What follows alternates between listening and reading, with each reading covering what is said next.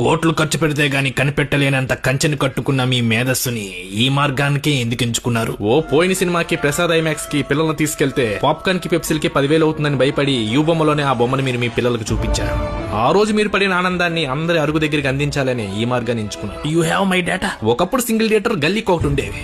ఇప్పుడు అందులో సగం పెళ్లి మండపాల్లా మారిపోయాయి. ఫ్లెక్సీలు కట్టుకోలేని, ఫ్లెక్సిబిలిటీ లేని మల్టీప్లెక్స్ లో మాల్లో ఎన్నుంటే ఏం లాభం సార్? ఎస్కలేటర్లు, ఎలివేటర్లు ఉన్నాయని మాల్లో మెయింటెనెన్స్ లన్నీ మూవీ టికెట్ల మీద పడితే మధ్య తరగతి కుటుంబ మెయింటెనెన్స్ ఏం కావాలి సార్? మీరు చేస్తుంది సాయం అని, సమాజ సేవని సమర్థించుకుంటున్నారా? ఒక ప్రేమికుడికి భయం తన ప్రేయస్ అంటే సమోసాతో సరిపెట్టుకోకుండా ఎక్కడ పాప్కార్న్ పెప్సీ కాంబో అడుగుతుందేమో అని. నలుగురు పిల్లలున్న తండ్రికి భయం నాచోస్ అంటే లేస్ ప్యాకెట్ తో పిల్లలు కూర్చోకుండా ఎక్కడ నాచోస్ అని నాంచుతారేమో అని. లీటర్ వాటర్ 50 రూపాయలు, పావు లీటర్ పెప్సీ 180 రూపాయలు. పోనీ ఐనాక్స్ ఐమాక్స్ లో ఇంటర్వెల్ నుంచి తప్పించుకుని సింగిల్ థియేటర్ లో సమోసాతో సర్దుకుందాం అంటే అక్కడ టికెట్లు కూడా 300-400 పెడితే ఎలా సార్? ఇలాంటి కారణాల క్రైమ్ లో నుంచి పుట్టుకొచ్చింది ఈ పైరసీ.